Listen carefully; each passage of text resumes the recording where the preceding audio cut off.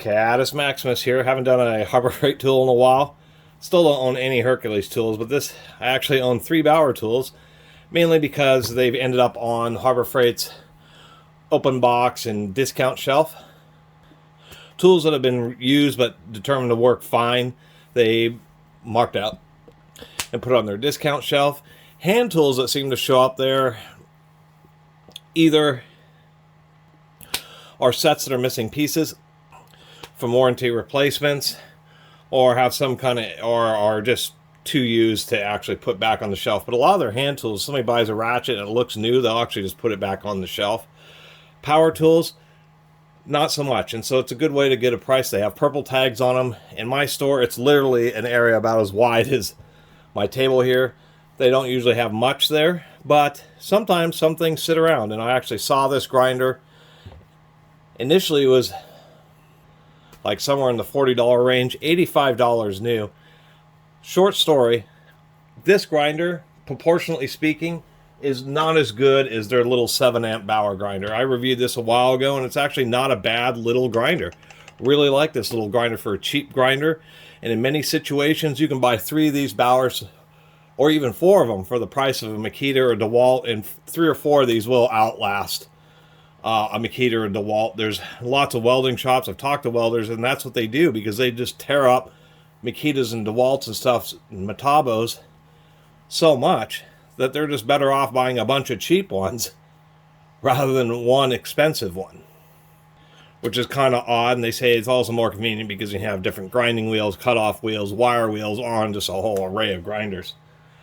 This bigger Bauer is definitely not proportionately as good a quality as the little one, and that's for a variety of reasons. And I'm going to do the teardown first. I'll do a little cut. Back to the discount shelf, and I have the Bauer, the big 1/2-inch right angle drill, the Milwaukee Super Hog knockoff. That's actually a pretty decent unit. And I talked about how open box returns, they discount, and then every 30 days, if it doesn't sell, they continue to drop the price until they hit a certain price floor. This had sat on the shelf. I mean, I was like surprised. I saw it like a couple months ago, and I went in yesterday, and it was still there. And they had layered price tags. Actually, I already took them off the box, but it had dropped in price 3 times down to $28. So I figured, it's kind of hard to go wrong for $28. 8,500 RPM grinder, 7-inch, really a 7-inch only grinder. There's no 9-inch wheels that are rated for 8,500 RPM. And that's the scary thing about this, is the fact that it's running at the limit. As a matter of fact, if you get some older and it's a big safety issue, 8,500 RPM on a 7-inch grinder, and you're running a much higher risk of wheel explosion. All you have to do is search around the internet or even on YouTube, and there's lots of horror stories of people who run without guards, have wheels explode, and a 7-inch wheel exploding at 8,500 RPM, the pieces have enough kinetic energy to actually embed themselves in your body like bullets. Really pretty serious. Older wheels, many of them, like this, are only rated for 7,500 RPM. And some better ones, and I'm going to use this Bauer, you know, with the grinder like this, you want to put on the wheel, point it away from you in a safe direction, or put the whole thing into a trash can and run it for like 30 seconds or a minute, just to make sure that the wheel is going to be okay and is not just a random defect that's going to explode on you. But on a grinder like this, that's really fast. The standard for 7-inch grinders is 6,000 RPM. Nicer ones like this Bauer, 8,500 RPM, a Preferred, which is a German wheel company, pretty good quality. This is rated for, I think, 8,600 RPM, but this grinder is like right at the ratings limits. This is a real premium wheel, the Cubitron 3M Cubitron 2, and if you've never used a Cubitron 2 grinding wheels, cutoff discs, etc., buy one sometime. You might be surprised.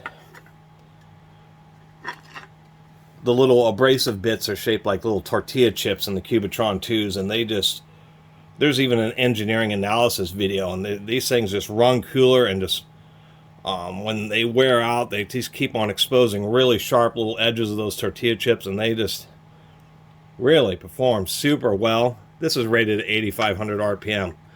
So you are playing with fire with this grinder. Just wanted to bring that out right at the very beginning, because 8,500 RPM is fast for a 7-inch grinder. And just to answer any questions why these wheels seem odd, they're not as thick as a normal grinding wheel, but they're not quite as thin as a normal cutoff wheel.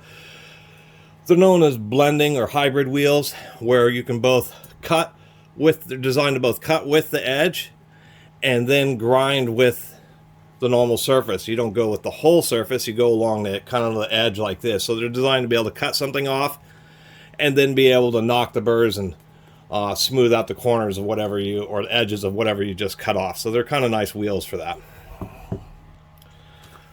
Does include instructions. Fortunately, they're still including parts explosions in the back of the manual.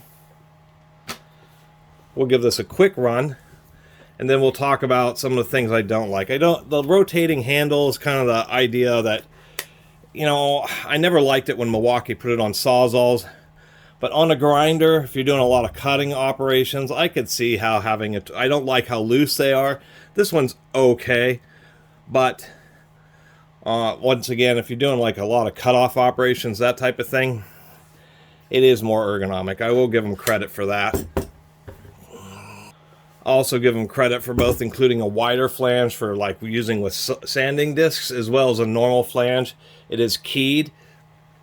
And of course, we have our standard wrench and a quick release guard. It's the internal build quality which has some real kind of issues here. 3-position handle. They have copied Bosch. Bosch is one of the first to do this kind of rubberized connection to reduce vibration in the side handle, and Bauer has just copied that. Decent ventilation. They're trying to keep the motor cool, being 15 ampere. We do have vents, side vents on the bottom here, and smartly they made this vent much more narrow, so it's going to blow less dust in your face, as well as through venting here, and of course through venting here, which helps clear out dust and cool the gearbox. We'll give this a quick little run.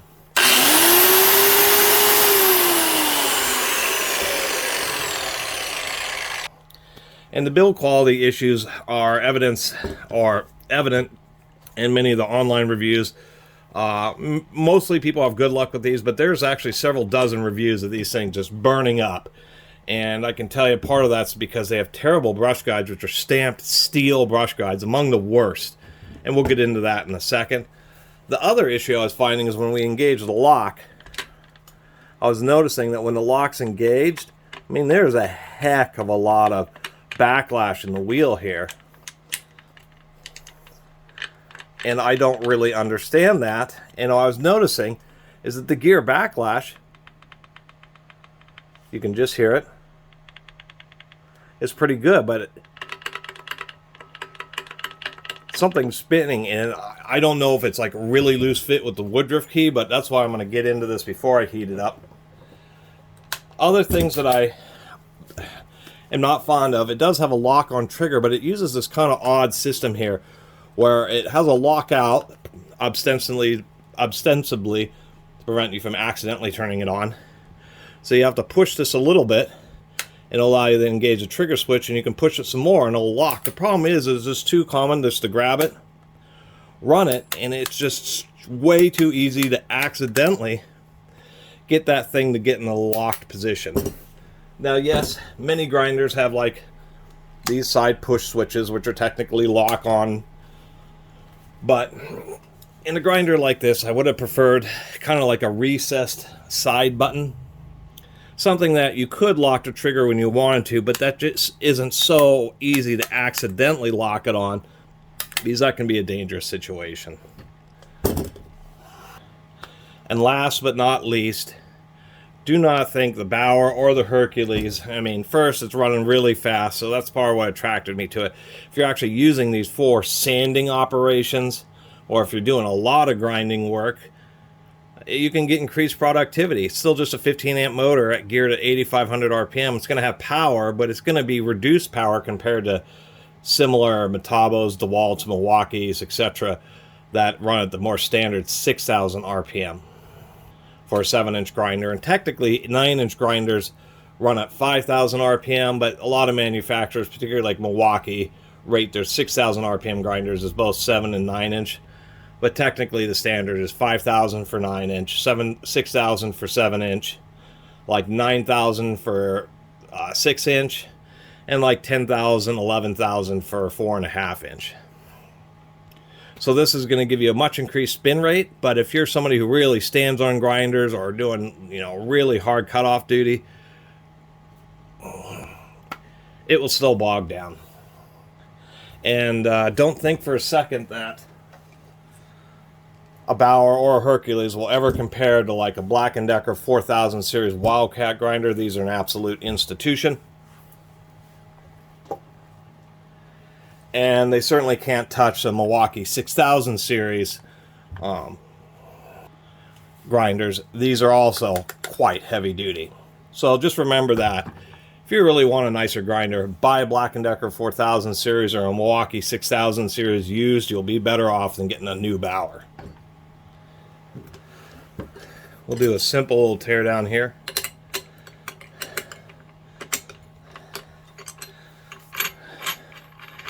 Standard 5/8 11 thread. This is probably the best part, is it comes with this bigger support wheel. I like that it's not just friction, it is keyed. Like the bigger support wheel is really for things. These are known as depressed center wheels, and what the whole point of these is you put them in like this. You use this flanged area than that, so when you put it on, what you have is you just have really nice heavy duty support of the wheel. But of course this wide flange can get in the way, so it's better for grinding operations rather than cut-off operations. Although at least when you have a newer wheel, this can just provide extra support. And then it comes with, of course, a normal one like this that you could also use. And when you use the normal one, this is not what the flange would go this way. And that's why they have the little flange. Sometimes you got to use them in different directions depending on the specific type of accessory that you're using. And this is interesting because it has little stipples in it, which I kind of also appreciate. Just like a cheesy quick release guard here. If we can't get it off, there we go. Get some of this stuff out of my way.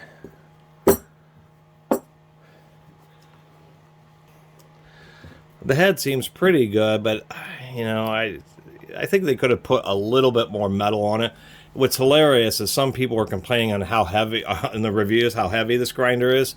This thing is lightweight compared to the Milwaukee and the Black & Decker I just showed you. This thing is probably a good couple, 3 pounds at least, lighter weight than those other grinders. I mean, this thing is lightweight, 7-inch grinder. People just don't realize how heavy actual professional grade ones are. Quite a lot of ventilation. I mean, at least the gearbox ought to stay cool. And I suppose that'll be the first thing we do here. These screws are like really tight, surprisingly enough.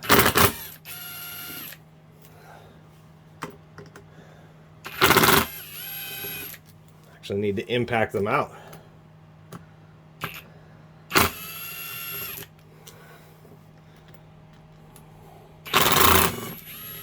That one was super tight. You're gonna have a hard time with just a normal Phillips screwdriver. Let's get some zoom going on here. And this is going to be the crux of the issue. So we do have a ball bearing there. Actually, that's surprisingly white grease that they have. But this is the real issue. See how that moves back and forth? There shouldn't be that much play in the Woodruff key that's in there. I should also point out that even in like that Black & Decker and the Milwaukee I showed you, after years or lots of use, these little nuts that lock the pinion gear on can start to come loose. If you have angle grinders that have never been, the gearbox has never been opened up for years, it behooves you to pull out the brushes, take it apart, and make sure those nuts are tight.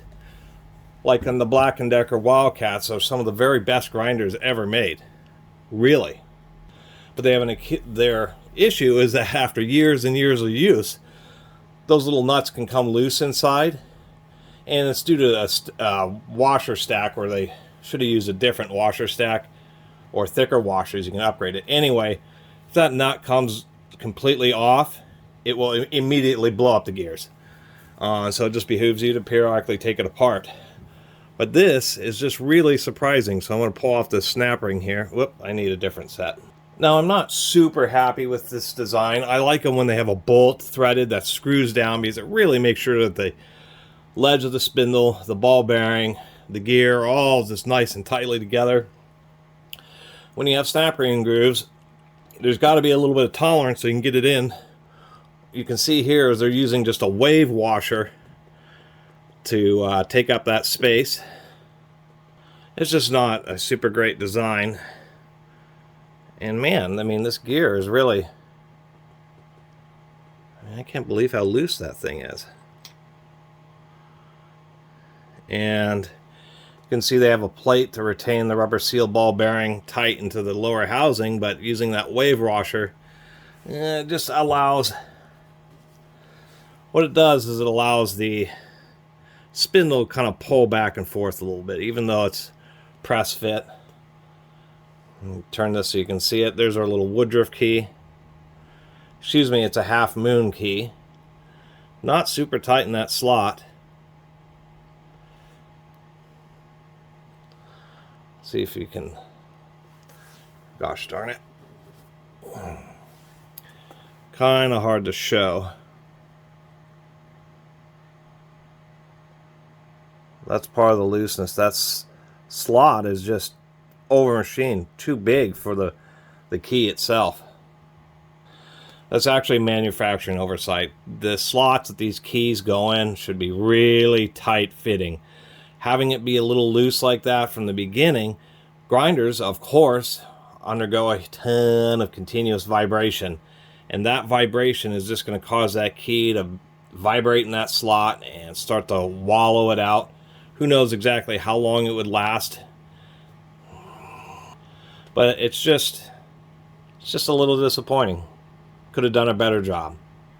Was digging through my magical bin of washers. I'm going to try shimming that up so it's as tight as possible. Found one washer versus the wave washer that it came with, which is just, I mean, that's a pretty flimsy little washer. They should have used a style like this. These big detents provide, or except I don't know what you would call that. But these provide better, this style provides better tension than something like this. Plus, it's just how narrow this thing is. That should have been wider.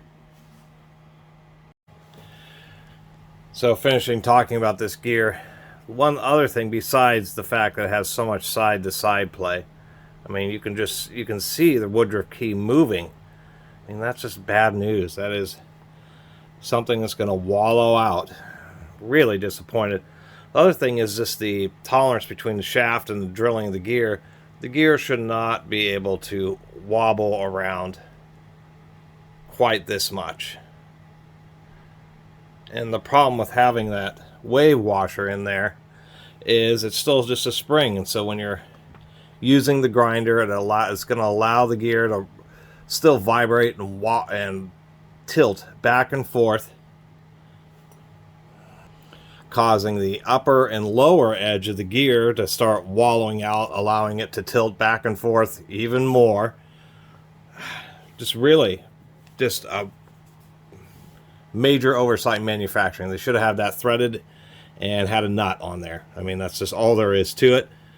The other problem with having a gear that can wobble like this is the fact that it's moving up and down as it's engaging with the motor gear, and can also increase wear because it's constantly changing where it's engaging. Fortunately, after some hunting, I had this little brass washer which I had to butcher. It was too big in diameter and it was going to block the chuck lock holes. But what I found is between these two washers here, I'm trying to show the thickness, what I found is this, something that was exactly, well, this is 51 thousandths, is just the right thickness. In millimeters, it's 1.3 millimeters. That turned out to be just a magical thickness to where I can put on this little brass, super thin brass washer. Because I would have used steel, but it's what I had on hand. The slightly thicker washer, which also stays nice and centered, happens to just fit just right. I can just barely, if I put on the snap ring and then press down on it, I can just get the snap ring to properly seat. So I can put on the snap ring, and then if I really press it down, I can just get it to snap in there, fully seated in the groove. I mean, there must be no more than 1,000th, if any, play. And so that what that has done is now I've eliminated this wave washer, and now the gear can't tilt back and forth. I mean, it is about as perfect as you can get. 51 thousandths.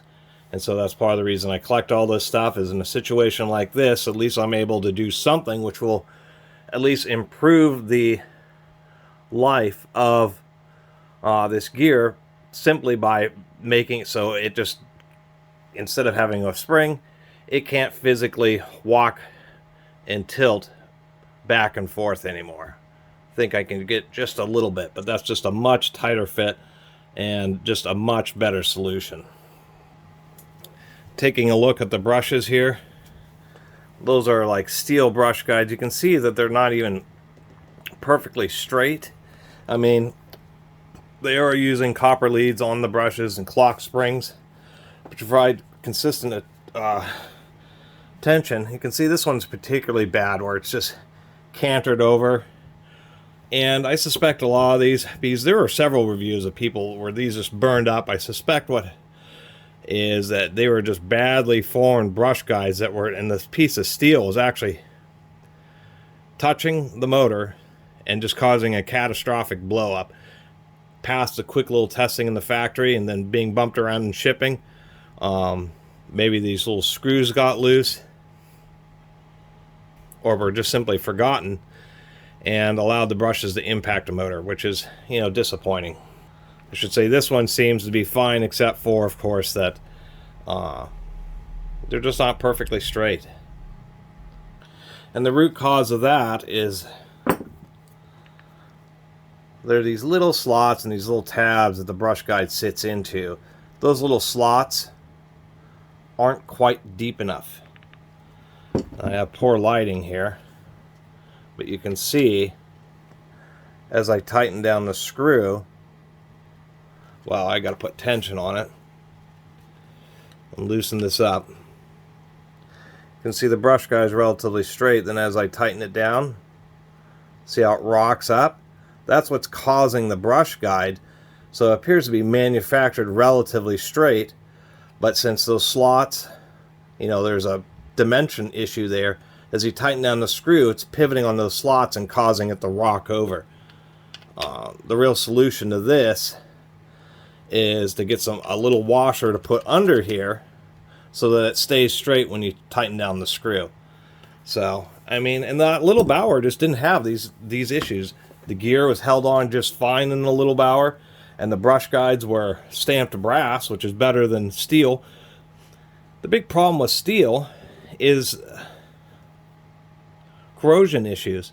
Even though it appears to be plated, if this, you know, left out in the shop, moisture builds up, you get a bit of corrosion. Of course, rust is thicker than the base metal.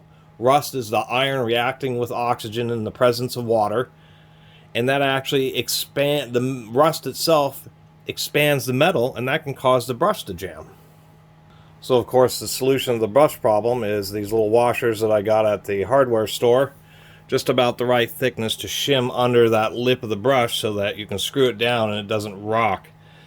I'm just disappointed, you know, there's just some severe manufacturing oversights in this tool. And as I was kind of wondering why it wasn't working so well, we can also see that that flange there isn't quite bent to 90 degrees. I mean, I don't think I'm going to get around to doing a little cutting test with this because I've already spent so much time just modifying it to actually be somewhat reliable. I mean, my goodness, Harbor Freight. Was also noticing that during assembly they had the spring sitting on top of the copper wire, which isn't real great either. That's more about how it's supposed to look. But you still have the issue with it wanting to rock over because of those slots. Well, after all that work, finding little washers, bending it, we can now see that the brush guide is actually, straight. You can see the wear on the commutators on one side because of how crooked they were. I mean, that doesn't stop. I thought usually these screws right here holding on the gearbox are like super in there. And they were like really easy to loosen up. These screws will be getting loose on you. And I was pulling them out. Only threaded in that far. I mean, you can see that. There's literally like 3.5 threads of engagement into the plastic body. Those will get loose. There's no question. A big 7-inch grinder with screws that only hold in with 3.5 threads.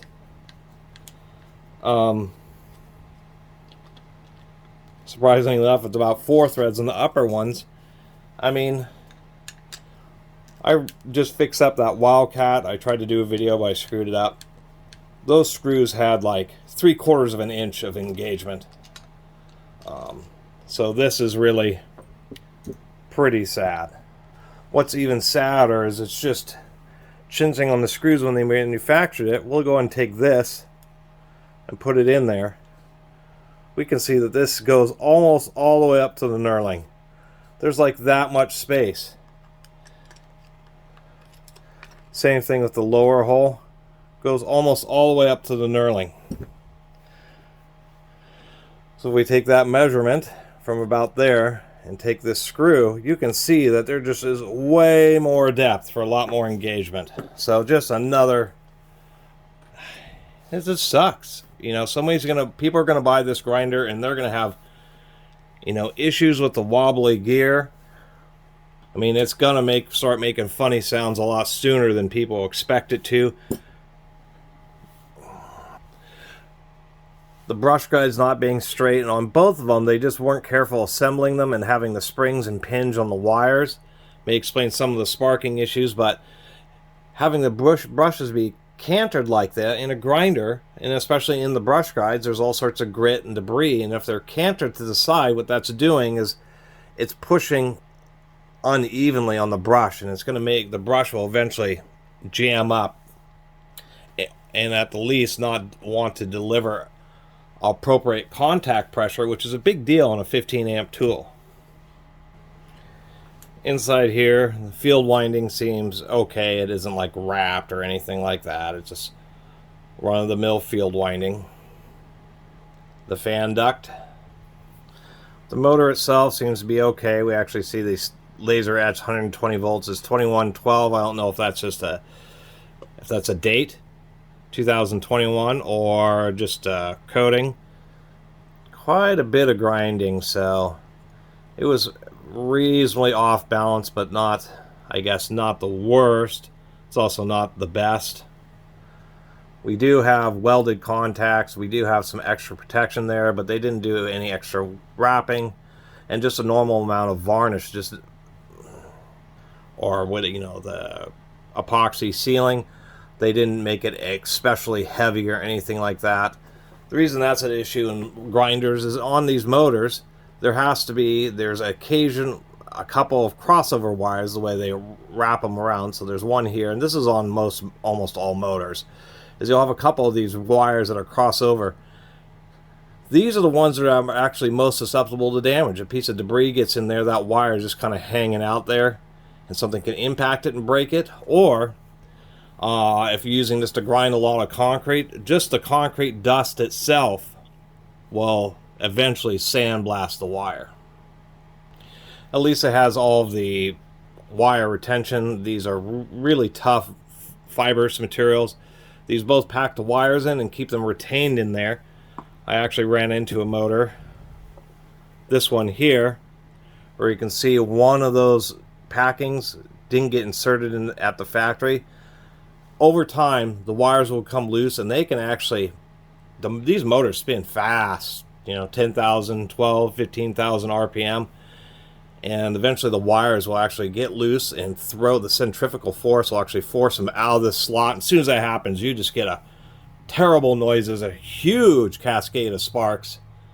I've actually seen it happen before, but I was bringing up a point, as unfortunate as that is with this motor, is there is a solution. Part of having these wires here that are really straight and kind of hanging out is because they're just connected and they just directly wire them, and it's not quite as elegant. Surprisingly enough, on this motor, what we can see here is you can see that the wire is wrapped. So what they've done is, instead of having that straight little wire which is a bit more exposed, they use a little bit of extra wire and they wrapped it around so that it comes in at a sharper angle and is just a little bit more angled, so debris is less likely to directly hit it, and it's just a little bit more flush and more along with the other bands of wire. But of course there's extra expense, because in order to do that they have to actually take some of those strands that would want to go straight across and actually wrap it around the base of the motor, and of course uses more wire and costs more money, so companies don't want to do it. Heck, at least it had a little rubber isolator to reduce vibration.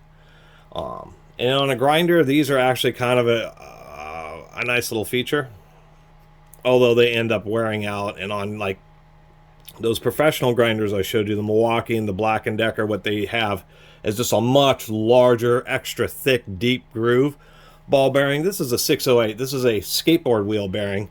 And then they use a little rubber isolator instead of just having like a nice large bearing in the back. Fortunately, you can measure this outside diameter and replace this bearing with one with a larger outer diameter to upgrade it, if you like anybody's ever going to do that on this tool. So anyway, that's kind of it for the teardown. There's not much to talk about in the handle. It's just a simple on-off switch. So now that I know that I have like just a massive amount of space, like nearly, I could put in screws that are probably 19 millimeters, 3/4 of an inch longer than these current ones, to allow it to hold better. So I'm going to try to dig up some screws and try to get this thing back together. Or I will get it back together after basically having to rework the tool. Well, my solution to the screws is sheet metal screws, probably the easiest I was able to dig up. These are 2-inch sheet metal screws, and they actually ought to be nice, just right, because if we measure the diameter there, we've got 191. We measure the diameter of the sheet metal screw, 208, so that's 19 thousandths, so it's barely any extra size, so I'm not worried about splitting the plastic on the case. And what I net is a longer screw, which will get deeper engagement, and since it's 19 thousandths large in diameter, it will just have that much more friction, be that much tighter, and will probably be exactly what the doctor ordered. These are actually you don't need to have high strength screws in here, but these should be just absolutely perfect. Washer heads, so they have a little bit more surface area to hold on to the gearbox, and 5/16 or 8 millimeter hex heads means they'll be easier to drive, and if I ever need to take this thing apart again.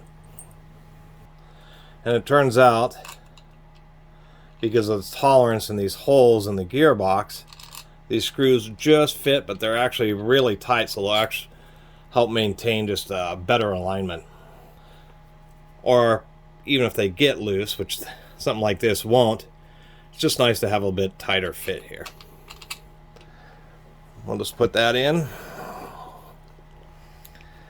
Since they're going to be tough to drive,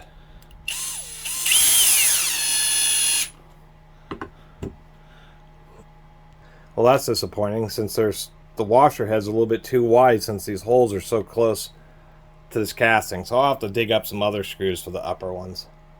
So my second solution, my recommendation would be to get 45 millimeter. All I had was 40 millimeter metric 5 millimeter shank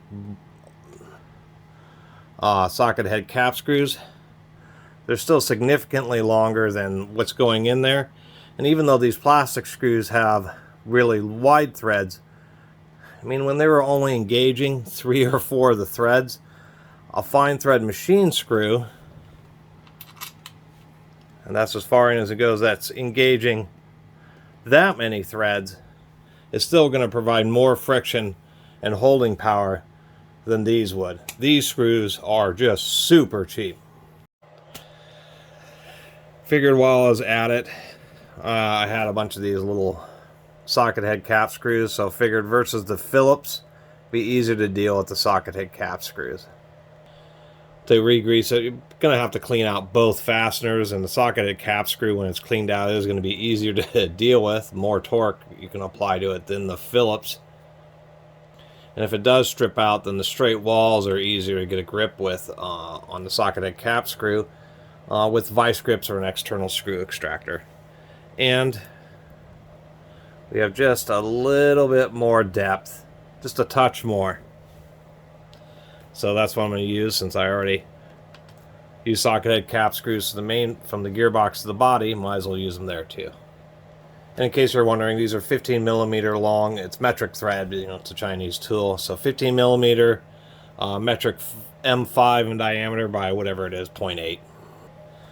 So anybody who may watch till the end here, I'll recap. I appreciate everybody watching. Sorry about not doing a grinding or a cutting test.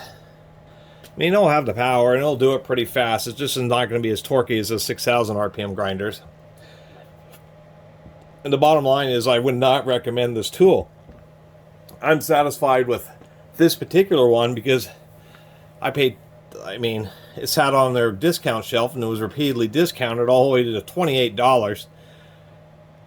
So I feel okay about that.